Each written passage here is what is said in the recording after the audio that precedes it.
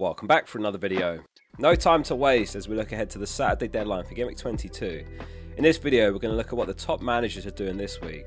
If you're new around here, this series has got a couple hundred participants and their rank history speak for themselves. We've got one former champion, 4 that have finished in the top 100 in the world, 44 top 1Ks and 367 top 10Ks. So make sure you subscribe to take advantage of this data every week. Let's get into it. Starting off with the manager highlight, and really good game week in the Experts League, with an average score of 75 compared to the global average of 55.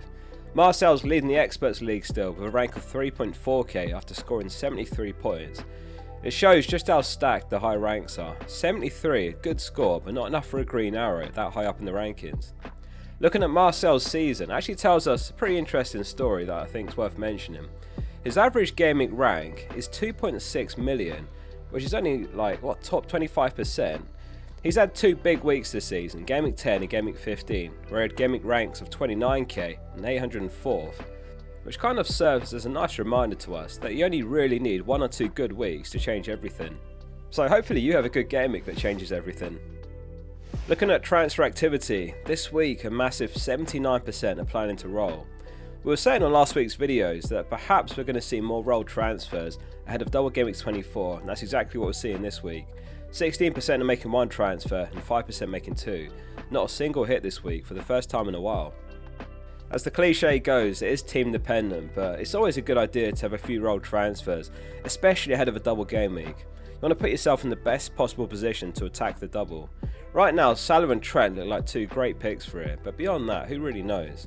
You can make the case for Gakpo, Luis Diaz, but then Jota was back last match and he scored, but now he's an injury doubt. And given that one of Everton's games is Leicester home, there is a case to be made for Everton assets. And one thing that is guaranteed, whatever your view on Everton is that there are going to be lots of Everton players bought in Gameweek 24 by the experts. If you've got the transfers, then why not put yourself in a position to get lucky? It might not happen, maybe it will. So, a limited list of players for Gameweek 22. Who are the most popular players transferred in and out? The most popular transfer in is Wood, who 16% are buying this week. Jackson, João Pedro, Jesus, Raul, Haaland, Strand Larsen, Cunha and Evan Nilsson are the forwards that they're selling to migrate to Wood largely. 2% are going for Gakpo and 1's going for Raul and Isak. Jackson's been such a patchy, inconsistent pick. If you split his 21 game weeks in half, the first half he had 6 goals and 3 assists in 10 games, 9 returns in 10, and in the second half he's had 3 goals and 2 assists in 11 games. I think keeping him for one more game is not a bad strategy given it is Wolves and they've conceded more goals than any team, even more than Southampton, plus Wolves have got a few players out. One expert's going for Nico Williams, who we talked about in the players to buy video. He's only 4.3 mil and he started 7 games on the bounce for Forest, breaking back into the team after Alex Moreno got injured, who is back from injury now by the way, so it is something to keep in mind if you're considering him. It might be his spot to lose until Forest stop playing so consistently well. Milenkovic looks the best value pick for Forest at 4.8 mil, given he's completely nailed and he's 0.5 mil cheaper than A now. One manager selling Haaland before Ipswich, which seems a bit surprising. FPL Fish is doing that. However, he is buying Isak and Wood for Haaland and Strand Larsen, which is understandable. Moving on to captaincy, and there's a lot to discuss here now. Every week, behind the scenes, just to give you the picture, I send the questions out to the experts with a deadline to respond. So basically to allow myself enough time to go through the data, make the video and so on, and that deadline was 2 PM today. We've had Maresca's press conference this afternoon and he's now come out and said that Palmer, Cole and Enzo are all doubts for Gameweek 22, which is a massive spanner in the work, and that's largely unaccounted for in this week's poll results. It's Palmer who's top with 54%, and then it's Salah 38%, Haaland just 4%, Isak and Wood 2% each. The Palmer doubt is stemming from the slide tackle in the first half last match. He hurt his ankle and he basically needed some treatment. He ended up going to play the full match, and they don't play till Monday, so I still feel there's a good chance that he plays. And it might be another Isak situation where a flag player ends up playing and does well. It's understandable if that's enough to put you off going there for captaincy though. But if you truly think that Palmer's the best pick, and you're feeling bold enough to take the chance that it'll be absolutely fine by Monday, then the upside just got even higher for you, as I reckon a good million plus managers would probably change captaincy after this news. What do FPL review projections look like for Gameweek 22? The latest projections, without Palmer's flag at the time of recording, has him top on 8.2, and then Salah on 7.5, Haaland 7.1, Isak 6.4, and then it's Jackson and Wood. So do you think Palmer plays? Drop a comment below.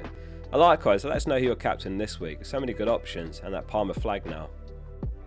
Onto the Experts Team for Gameweek 22, which is the template team using the 15 highest owned players across all their teams within budget. And it's a 4-4-2, it's Raya in goal, it's Trent, Gabriel, Hall and Robinson at the back, Palmer, Gordon, Salah and Sarr in midfield, Isak and Wood up front. The bench is Fabianski, João Pedro, Rodgers and Greaves. Looking at it now, perhaps benching João Pedro is not sensible. Hall's home to Bournemouth. Robinson's got Leicester away though. If it was going to be either player, then you'd probably take Robinson out to the bench. Bruno is actually slightly higher owned than Sarr, but to keep the team within budget, it's Sarr who's in here. Just 2 out of a possible 6 maximum doubles for Gameweek 24 at the moment. It's going to be very interesting to see which players they buy in the coming weeks. There certainly won't be anything near 6 doublers in the Experts team, but we'll definitely see Liverpool players being bought in the coming weeks, and maybe a third Liverpool player making the team. Unless it's still unclear which one's the best pick by then, and then it's punt territory.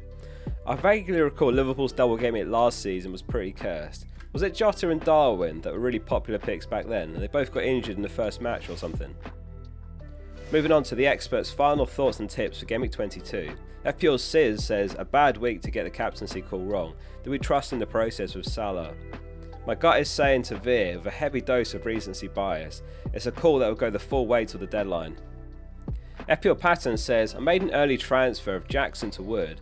I had enough of him and probably should have done Cunha out, but I like the appeal of penalties for the latter. FPL Obsessed Family sold Davies for Mikalenko and says, we're now fast approaching double game week season, so my transfer has that in mind this game week. It feels like a good game week to roll a transfer though if your squad's well set up. FPL Rubber Ducky says, Captain and Ahmad was a stroke of genius. Despite this, I've sold him this week for Gordon. If you want loyalty, get a dog. I was tempted to bring in Foden, but their upcoming fixtures are pure nasty. FPL Kentry says, hi there Oscar. This part of the FPL season is very much the calm before the storm. We're about to enter a period of double game weeks and blank game weeks, which throws the fixture schedule into chaos. But it's chaos the astute manager can benefit from if they plan carefully. I always follow my gut plus stats. I don't care whether it's a safe or a risky choice. Last week I captained Isak because I thought he was marginally better than Salah or Palmer. This week it's Salah. Palmer is close.